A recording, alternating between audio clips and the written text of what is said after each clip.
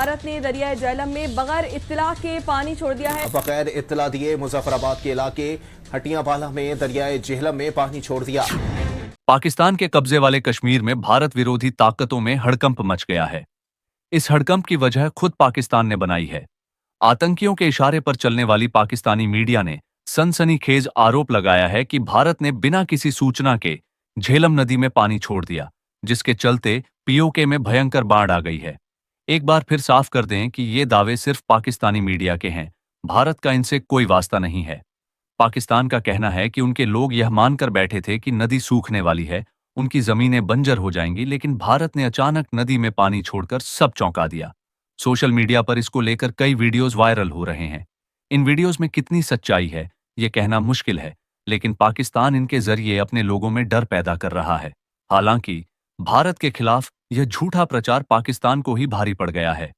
Social media पर PoK की इन तस्वीरों को देखकर पाकिस्तान के सिंध और पंजाब प्रांतों में भी भगदड़ मच गई है। वहां के लोगों को लगने लगा है कि उनके इलाकों में भी बाढ़ का खतरा मंडरा रहा है। आपको बता दें कि पाकिस्तान की सरकार ने दिखावे के लिए पीओके के मुजफ्फराबाद में आपातकाल तक घोषित कर दिया है।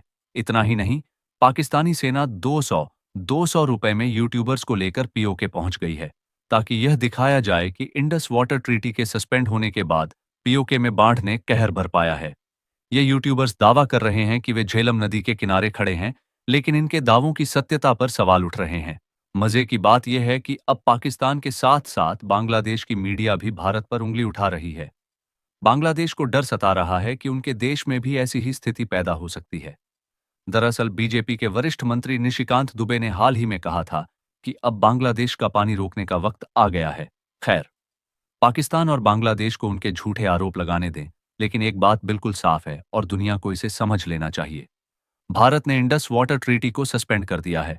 अब भारत की कोई जिम्मेदारी नहीं है कि वह नदियों के पानी की जानकारी किसी के साथ साझा करे।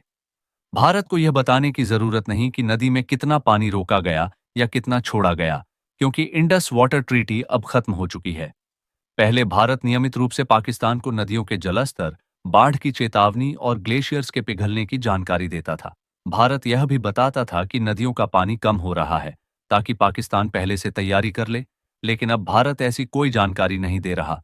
पाकिस्तान ने आतंकी हमलों के जरिए अपनी ताकत दिखाने की कोशिश की, लेकिन भारत ने इंडस वाटर ट्रीटी को सस्पेंड करके पाकिस्तान को उसकी असल जगह दिखा दी। एक रोचक बात और, पाकिस्तान की सरकार ने मस्जिदों से ऐलान कराकर लोगों को चेतावनी दी है। पाकिस्तानी मीडिया का दावा है कि पानी उत्तरी कश्मीर के बारामुल्ला जिले से पीओके में घुसा और वहां तबाही मचाने लगा। फिलहाल पाकिस्तान के इन आरोपों पर यकीन करना मुश्किल है, लेकिन इंडस वाटर ट्रीटी के सस्पेंड होने के बाद भविष्य में ऐसी परिस्थितियां बन सकती हैं।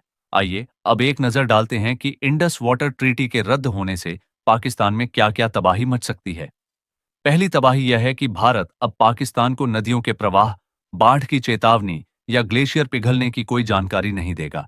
इससे पाकिस्तान में सूखे और बाढ़ का खतरा कई गुना बढ़ जाएगा। दूसरी तबाही यह है कि भारत अब सिंधु, झेलम और चेनाब नदियों पर अपनी जल विद्युत परियोजनाएं बिना पाकिस्तान से सलाह किए बना सकता है। अगर भारत ने इन नदियों पर बांध बनाए तो पाकिस्तान के पास सिर्फ शिकायत करने का विकल्प बचेगा। तीसरी तबाही यह है कि पाकिस्तान के सिंधु जल आयुक्त अब भारतीय क्षेत्र का निरीक्षण नहीं कर पाएंगे। पाकिस्तान को भारत की परियोजनाओं की कोई जानकारी नहीं मिलेगी। चौथा और सबसे बड़ा झटका यह है कि स्थायी सिंधु आयोग अब कोई रिपोर्ट जारी नहीं करेगा। इसका मतलब है कि पाकिस्तान अपनी सिंचाई और कृषि योजनाओं को ठीक से लागू नहीं कर पाएगा। जब पानी की जानकारी ही नहीं मिलेगी तो पाकिस्तान अपनी नीतियां कैसे बनाएगा?